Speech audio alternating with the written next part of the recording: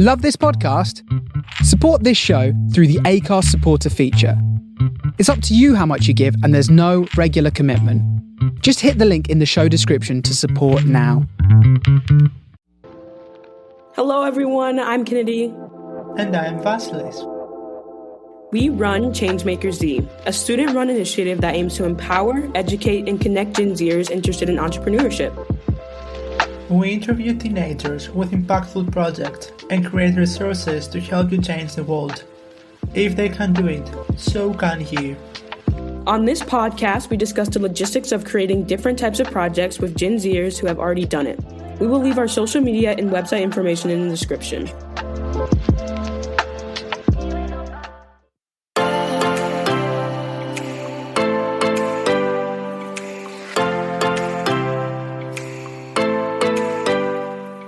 Hello everyone, welcome to another episode of Gen Zers to Rise. Today we have Logan Guleff, an author, entrepreneur, and chef. He won Masterchef in 2014 and was featured in Time magazine as one of the 30 most influential teens. In addition to that, Logan won a Teen Choice Award in 2019. Logan, welcome to our show. We are so excited to have you here. Oh, thank you guys so much for having me today. Yes. So our first question is, where did you learn to cook? Was it more of like a professional training, or you just practicing on your own? It definitely was not much of a professional training. It was really just kind of me in the kitchen, having a lot of fun. I started cooking when I was 2 with my mom, and I did, morning coffee, and then I kind of kept going into, pasta, pigs in a blanket, kind of these minor dishes. And then when I was 8, that was when everything really changed for me. That was when I wrote the first recipe. And then from there, it just really took off really quick. So definitely not professional, definitely just me in a kitchen, cutting up shit, doing it. This is so amazing. It was an inspiration. You wanted to try something, and in the end, you turned it out to a career, we could say. Do you enjoy a home-cooked meal or eating out more? I definitely kind of prefer eating out. But I do enjoy eating, mom's cooking. There's something to that wholesomeness that's really delicious. But when it comes to, training as a chef, eating out is probably one of the best kind of lessons you can get. You can see how people cook their dishes, how the chefs prepare their menus, how things are laid out, flavors, and various things. So I certainly enjoy eating out quite a bit because I like to see, one time I tried this burger with this brie whipped mayonnaise, and I was like, oh, that sounds delicious. Turns out the chef butchered it, but there's an idea there.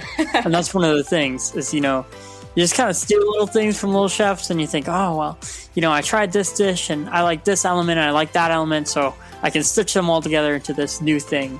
So when it comes to training, definitely eating out, you have to. That's kind of interesting. I kind of thought you would say home cooked meal, like it would be an easy one. But no, that kind of makes sense, though. You get to try other people's stuff and get their ideas. So you said you enjoy mom's home cooked meals. I would think the cooking would fall on you mostly. But is it still your mom? Well, mom still cooks dinner because what I do, I mainly do creative cooking. So I do, recipe development, kind of the interesting stuff, kind of the different stuff. And one of the things about that is that I don't really slog in the kitchen a lot. I try not to. I'm not cutting up 100,000 carrots. And because of that, I'm working more with flavor, I'm working more with technique, working more with dishes, and making things flow together. And, it just means that I don't really cook dinner for the family that often. Okay, that's really interesting. So, you were able to turn this skill into a career. Do you have any tips for anyone who might be looking to get better at something and, eventually monetize it? Of course. I think that's one of the biggest things because, whenever you're doing something that you love, you want to figure out, well, how do I do this and how do I make money at it so I can do this forever? That's kind of one of the biggest things. And, I'd say one of the things is you gotta create, a breadth of work. That's one of the biggest things. I have a book of recipes and I draw on those occasionally.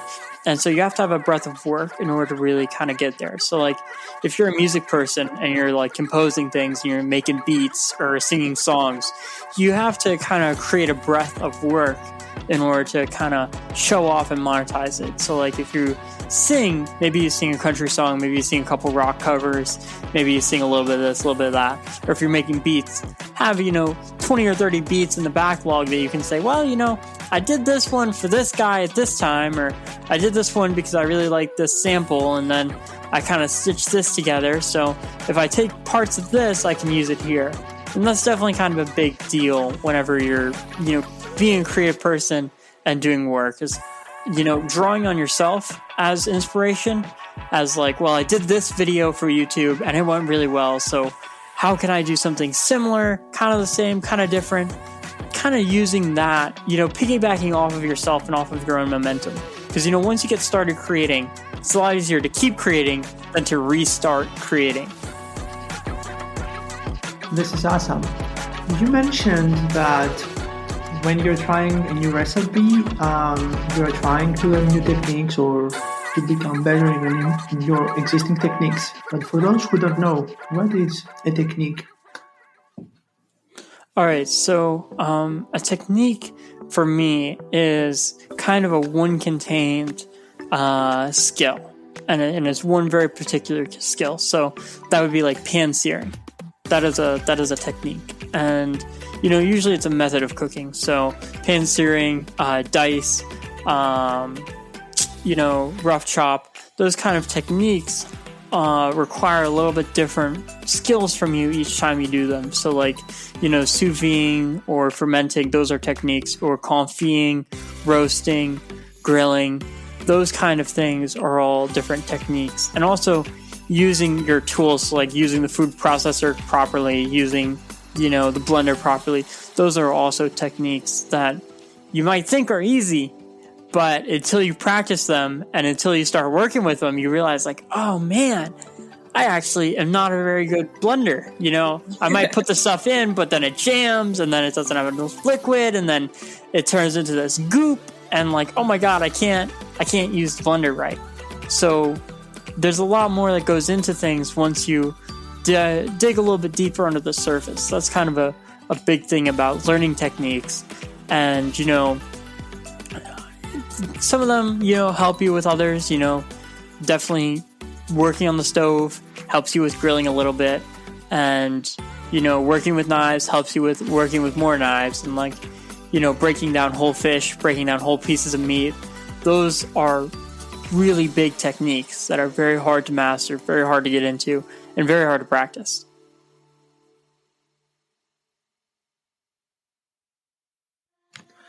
All right, so this means that while you're following these cooking methods, then you can evolve in your cooking experience, and in the end you can maybe become a master in a recipe that you like a lot. I would like to ask, what is Logan's Underground Super Club? How did you get started with the idea? Yeah, for that one, that was really kind of a passion project for me of, I wanted to get some of my food out there, and I wanted to practice, private dinners. And so, that was kind of how I got the idea for the Supper Club, and making it, kind of this exclusive invite thing of, I decide that I want to cook, and I'm going to send out a couple invites, and you're either going to show up or you're not. And that's kind of one of the things about once you get to a certain point of, success, you can start doing, limited time drops of things. You can start doing very kind of specialized, fun, exciting, little mini events kind of. And, if you're into fashion or you're into music, that's, when you release, a little snippet of a song and then a whole song, or you do like a mixtape. Or if you're doing fashion, then you do like a limited run of like 200 shirts, and that's all you make. And then boom, you sell them out, and you do the limited run. So for that, I kind of wanted to bring some of the spirit of that into cooking in a new way. And, a lot of people say, chefs are the new rock stars. And I think, if you use those kind of techniques with food, it's very successful and it's very fun. And I think that that's one of the things that I try to embody as a chef is, fun food, playful food, delicious food, interesting flavors, something new each time. And with that, you have to mold everything else around that. And so the Supper Club is kind of, a little bit of that molding of, what makes me so unique. Well, Logan, I wanted to ask you, it's safe to say that your life has kind of always revolved around cooking. You said when you were 2 years old, at a very like high level, and then you won MasterChef. I kind of like leaned away from the MasterChef questions because you won in 2014, like 8 years ago. Yeah, it was quite a while ago. It's quite a while. Like, we get it. Like, you probably are tired of like answering about MasterChef, but like, is there anything outside of cooking or like anything you want people to know about you? Do you have any other interests outside of cooking that you want to explore? Yeah, I'm always fascinated with, I always like music. I like rock climbing. I do some kayaking. I play pool and bowling. I think, one of the things that a lot of people do is they try to simplify your character down into one thing. And, I think that that's really being disingenuous to who you are. And if you can understand that that's not just who you are, then you can really evolve yourself past that and into, I do cook, but I also do this and that and the other. Or, yeah, I cook, but I also try to write novels. Or, whatever it is that it is for you, kind of understanding that you don't have to have like one focus. One focus helps. And, if you have one focus that, pays the bills, you're focused on, you're passionate at, you're good at, then you can kind of say, oh, well, I like to do this on the side for fun, or I like driving a lot, so I like to drive roads and I like cars and that kind of deal. Or, I like playing video games, but it's kind of understanding that all that you can be good at, but you don't have to make it a career. And, for me, I made cooking my career, but, I could also be a photographer.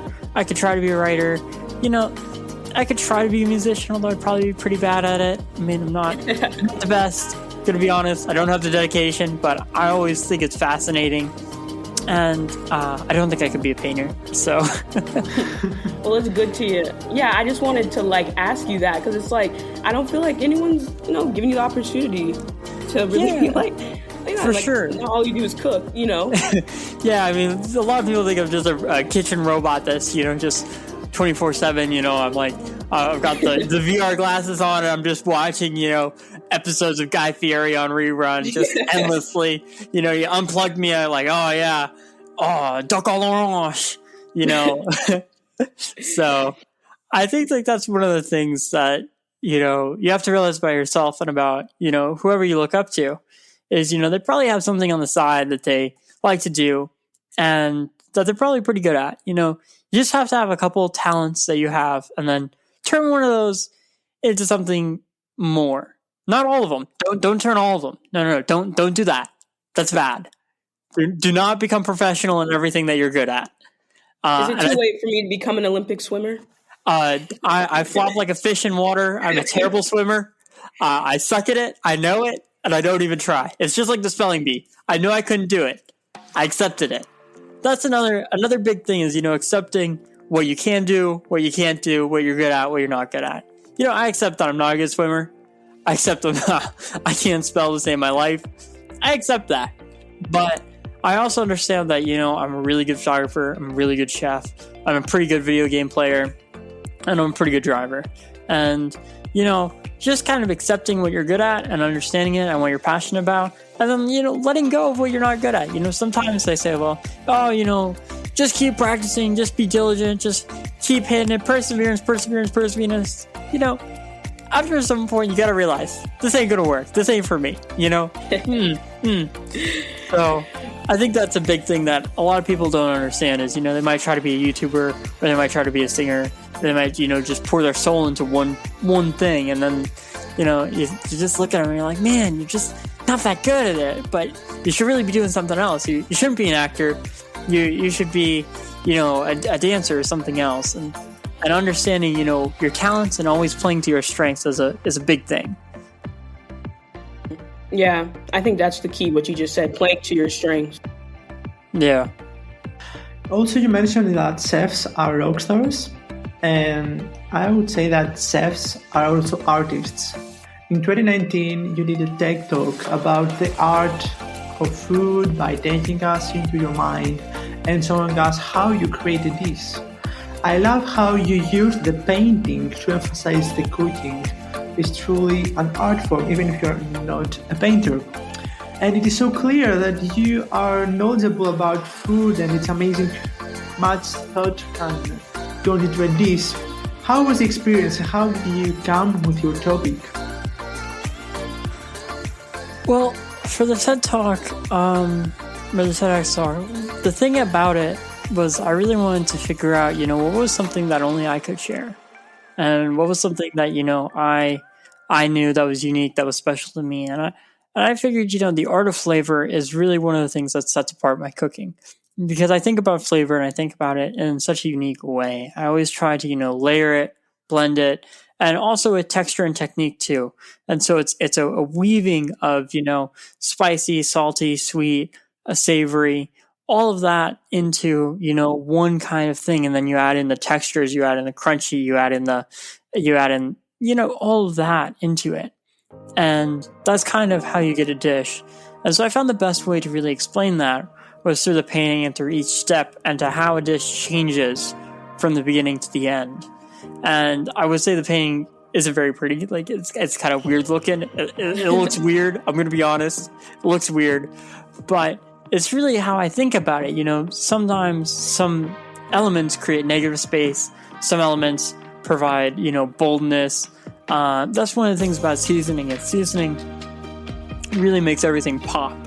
So, if you've got something that's bland, hit it with some salt, hit it with some pepper, try it again, then keep going. Because, sometimes hitting it with all those little things, just makes a black outline around whatever it is. And then you're like, oh, wow, there it is. So I found that, talking about food and color, talking about food and painting, and in the techniques in the painting too, is just kind of the easiest way to explain how I go about it, and how I go about, the conceptual start of what do I want to achieve? How do I want to get there? What does each element add? And, that's one of the biggest things is, a lot of people think like, oh, I can just add whatever, really one of the best things about cooking is to understand, when to add, when to subtract, and how to keep it balanced. You can add all these spices into a spice blend, but that doesn't make it a good spice blend. One of the things that makes it a good spice blend is the balance between salty, sweet, spicy, smoky. The whole thing is what makes a good spice blend. And understanding that and realizing, I don't need 5 different types of chili powder in this. I need these 3, or I need 1 type of chili powder, 1 thing of smoked paprika, and then I'm going to add in, black pepper or whatever it is. Whatever, however it goes, sometimes people don't realize with food that less is more, and to let each individual ingredient sing on its own.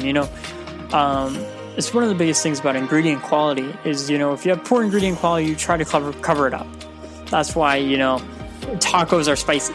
That's why they're so seasoned, because they're just using ground beef, and ground beef isn't really exciting. I'm just going to be honest. Ground beef and tacos and chili, not very exciting. And whatever tough cuts you have aren't very exciting pieces of meat. And sometimes they can have a gamey flavor, sometimes they can taste bad. You're like, oh man. So that's why they add all these flavors into it, is to cover up and mask the flavor in the ingredients. So, but if you buy, like best ground beef in the world, you don't want to cover it up because it's going to taste amazing. So, yeah, like a Wagyu ground beef, or like, just like a ground steak, a good butcher shop ground beef, that's going to taste really good. It's going to taste really beefy. It's going to have a great texture. And, it's not going to be the grocery store ground beef. And so understanding, when to cover up, when to kind of enhance and let it shine. And kind of understanding that balance with ingredients is very big. And something that a lot of home cookers really struggle to make that step with. Because they'll hear, like, Gordon Ramsay say, like, oh, less is more. They're like, what? What's that supposed to mean? Less is more? How am I supposed to do that? I want to put more sides. I want to put carrots. I want to put asparagus. And I want to put artichoke. And they don't realize that, if you just understand the flavors and you understand that I want to do an artichoke sea bass, and that's it, that's really a lot better than to say, oh yeah, well, I want to do an artichoke, asparagus, carrot medley with this mango salsa, and then I want to do this roasted sea bass with, prawns on top. It's crazy. You're covering up the flavor of the sea bass. You're messing everything up. Nothing's balanced. Nothing's in the same place. It's just a mess of a dish. And understanding, dish composition is really, really important. I love hearing you talk about all these things because as a normal person, whatever, a little home cook chef, you don't think about how much goes into it. Like you said, it's really a science, and it's like, I love, and when you were like describing the flavors and stuff, all I can think about is that Ratatouille scene where just eating in and it's like burst and a burst of this. That's one of the best things to do, is when you can get the flavors going off at the right times, getting the flavors to travel through a dish, is really, really important. Really big, high level, very hard to do concept of, getting it all not to just hit the front of your tongue, but to hit the different areas of your tongue as you eat it. And, one of the things about being so deep into food is, you notice all this. So, like, I notice every single imperfection whenever I go out to eat. I'm like, well, this was overdone by a minute. That was underdone. This, you bought the wrong carrots. You didn't buy organic carrots. I can taste it. You can taste the organic? Oh, yeah. Yeah. Organic has a much different flavor on a couple things. Carrots and bananas are the two biggest. You buy organic bananas, they taste a lot better. You buy organic carrots, they taste a lot better. Organic broccoli, you can probably pass. But some things I can tell. And, I can tell the difference between Atlantic salmon and Pacific salmon, farm-raised, wild-caught, just by tasting it, just by eating it. And one time, this is actually a pretty funny story. So I had this chef friend, and chefs give tests. It's something they do to try to figure out, are you the real deal? Are you good? Are you really all this? Or are you just, faking it? Yeah, are you faking it or are you real? And so we each ordered espresso. So he had his decaf and I had mine caffeinated. And so they come out, and the waiter says that he's messed it up, he's confused them. And the chef tells me, Logan, tell me which one is which. Tell me which espresso is my espresso and which espresso is your espresso. And I mean, there are these two almost exactly the same cups of espresso. One's caffeinated, one's decaf. And it's those kind of things that you have to be that into food to figure out and to be able to pass these tests. Of course, I got it because, the caffeinated had bubbles and the decaf didn't, I think, was how I got it. So I did get it right. But it's just one of those things that you have to be like super, super just laser focused into food in order to pick up all of the intricacies and nuances that, high level food requires. And I'm sure it's the same with, once you make it to the same point with, anything else. Well, guys, I think that is the end of today's episode. It was such an honor to feature Logan on our show today. Thank you so much for coming and sharing your passion with us. And guys, Logan Guleff is an inspiring young chef for all the ages, awarded with multiple awards. We're going to include Logan's social media handles in the description below. And do not forget to install the Changemaker Z app and access exclusive experience and Gen Z articles directly from your favorite smart device. A new update with new features is coming out soon, both on iOS and Android. Till next time, do not forget to change the world. Bye.